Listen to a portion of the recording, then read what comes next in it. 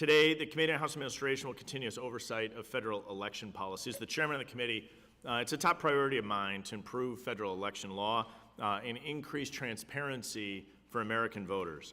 During the 2024 election cycle, 155 million Americans across the country cast their ballot in the elections for president, Senate, House of Representatives, in state and local elections as well. Over 16 million of those votes were cast in the state of California. Most Americans watched election results being announced on election night. That wasn't the case in California. According to the Associated Press, it wasn't until December 4, nearly a month later, that all of the California races were ultimately called. The longer it takes to provide the results of an election, the more voters can lose trust and become frustrated with the process.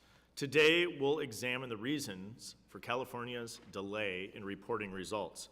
A major cause of the delay in California election results is the state's universal mail system, which is prone to delays, tabulation, and ultimately the calling of races. The ability to vote by mail in California has been available in the state since 1982, and state lawmakers have continuously expanded the bounds of mail-in voting ever since. In 2022, the California legislature codified pandemic-era procedural laws and enacted universal vote by mail for every election administered by the state. In other words, every registered voter in California gets a mail-in ballot. This not only opens the door for potential fraud, but it also causes delays on the counting side. Another issue we'll explore today includes accepting ballots after Election Day. Currently, California accepts ballots delivered up to 7 days after Election Day. We'll discuss with our witnesses if that means it needs to be postmarked, what happens if it's not postmarked, what happens if it's dated, not dated by the candidate, but California accepts ballots collected up to 7 days after Election Day. This matters because on Election Day, California doesn't know how many ballots will be cast, and so results for close elections can't be announced in a timely manner. Makes no mistake, it's California's own state policies that are creating these significant delays in election reporting. While other states are taking steps to implement positive change, California spent 50 years moving in the other direction. For example, in a state like Florida with a population of 23 million, Florida is able to report election results on election night.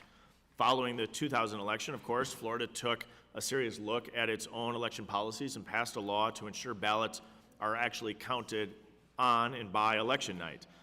California's system also doesn't really increase voter participation. Timely election results, I believe, builds voter confidence and can increase voter turnout. In Florida, voter turnout was 78.9% of registered voters, so a record high. California's participation in the 24 election was 71.4% of registered voters.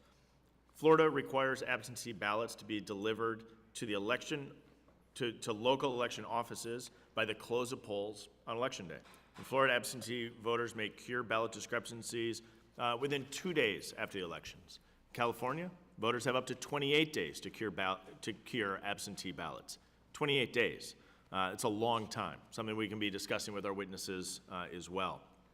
In November, 3 days after the election, I traveled to Los Angeles County's Central Count and got to witness the tabulating process in Los Angeles County firsthand. When I arrived 3 days after the election, LA Central Count still had 900,000 outstanding ballots that needed to be tabulated. And that's in LA County alone. That's not the state of California. 900,000 total just in LA County. It was an amazing experience to walk through the LA Central Count, and I think we have an opportunity to talk with our witnesses about the reforms that could be made. This is uniquely important because the balance in the United States House of Representatives at that time still had not been determined, in large part because the races in California weren't called due to the lax election laws that are resulting in these delays. The rest of the country shouldn't have to wait on California to know the results of the elections. We're looking at California particularly today because they have continued to move the goalposts in their election policies. California's election administration highlights why Congress must conduct oversight of states' federal elections and determine whether it might be necessary to enforce baseline standards on election integrity. So I thank our witnesses for being here today. We're going to have a great conversation about what's going right and what's going wrong in elections across the country, but in particular, what's going wrong in the state of California. And I thank our witnesses for being here today and look forward to our discussion. I'll now recognize the ranking member, Mr. Morelli, for 5 minutes for the purposes of providing his opening statement.